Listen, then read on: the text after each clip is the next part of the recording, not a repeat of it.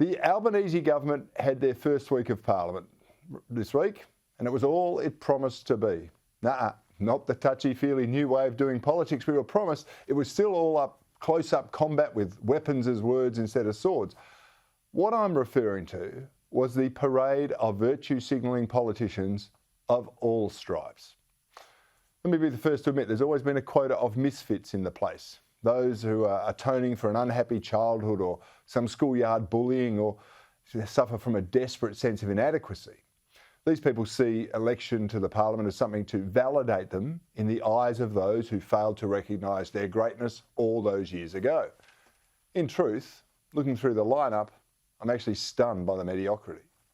Parliament has been a diminishing pool of talent for quite a while. It attracts what Mark Latham once described as maddies and baddies. Looking now, I think Latham was being generous. Now, fair play, not all our political representatives are in this camp, but I have to say an increasing number appear to be. We've got a collection of people there who seem to hate Australia. We have a Senate President who egotistically wants to abandon 121 years of tradition of opening the Parliamentary day with the Lord's Prayer because she happens to be an atheist. And even members of the supposed conservative side of politics are busy embracing the people who are vehemently opposed to them. Have a look at this. Here's the former Defence Minister playing nice on Facebook and praising a protester pushing radical climate activism. And I ask you, can you imagine some Green MP, for example, posing with the Freedom Convoy and endorsing their right to protest? No, neither do I. But then, they aren't seeking the thumbs up or the like from some collectivist collective who will never, ever vote for them. While Linda Reynolds was praising what she deems to be the acceptable face of climate extremism, out the front of the House, the Extinction Rebellion had this rather innovative zombie koala in action. I thought it was quite clever. They must have listened to the former Labor Senator Doug Cameron when he described many Labor MPs as lobotomised zombies a few years ago. Come to think of it, I think that moniker applies to the Extinction Rebellion mob themselves. So the lobotomised or zombified koala is probably appropriate. But of course, no parliamentary session is complete without some virtue signalling legislation. We've seen the emissions reduction scheme, which has a 43% economy crippling reduction planned.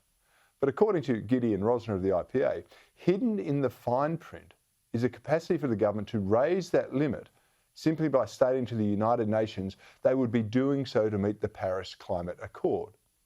Now, if Rosner is right, no more legislation is necessary, just law by declaration to the United Nations.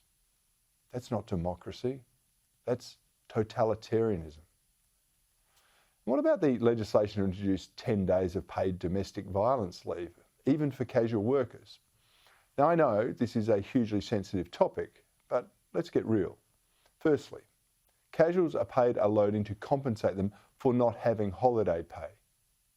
And permanent workers already have access to annual leave, personal leave, parental leave, COVID leave. They have flexible work times quite often, and some companies offer a whole lot more. I've got to ask, can we really afford to add a further burden to business? And even if it turns out the government is paying for these leave, it means we all are, and we can't afford that either.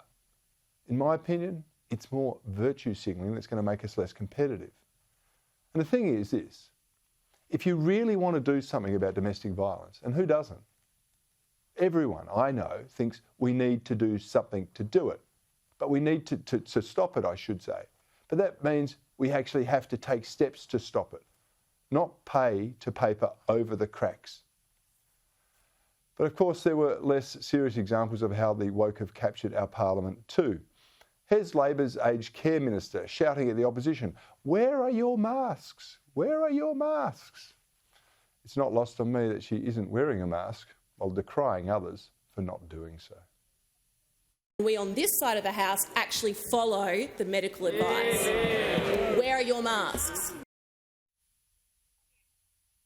Of course, she said that they follow the medical advice. Well, I guess that's a bit like picking your favourite M&M from the many varieties available. Just pick and choose which medical advice you want to adhere to. It's not science, it's the theatre of compliance. Someone did say once that politics was show business for ugly people, and maybe then the masks are a good idea after all. What do you think? Anyway, if it's of any interest to you, apparently all the Greens were covered up, except for Leader Adam Bant, who took his off before the end of question time, which suggests the cameras were pointed elsewhere. There were a few Liberals also joined the face covering compliance brigade, while all the Teals wore their facial nappies, while of course failing to attend the introduction of the climate bill. All of them failed to attend the introduction of the climate bill. But that decision not to attend was not a collective one, no. They are all independents and made it independently. Just coincidentally, they all came to the same conclusion. Perhaps they were in a huddle of irrelevance, given that the Labor Party actually doesn't need them to pass anything through the House of Representatives. Labor, on this bill at least, they'll even like to have a Liberal or two supporting them, making the Teals even less relevant. One of those is the Liberals' virtue signaller extraordinaire, Bridget Archer. She says that she's willing to support the government climate change bill. Now, we know it won't make any difference to whether the bill passes or not. But by signalling her intention, it helps to build her acceptability quotient from the ABC and The Guardian, virtually guaranteeing her some positive press from these hard left outfits. And just when you think the place can't descend into more of a farce, another Green senator steps up to the plate, Jordan Steele-John. You might not know him, but he's a senator who is in a wheelchair. He's been a very strong advocate for the rights of those living with a disability. He decided to put his hand up for Deputy President. That's his right, of course. Any senator can do it. But it's the ridiculousness of what he said in his quest to sway the chamber that I found incredible. Steele-John, a man living every moment of every day in a wheelchair, said this.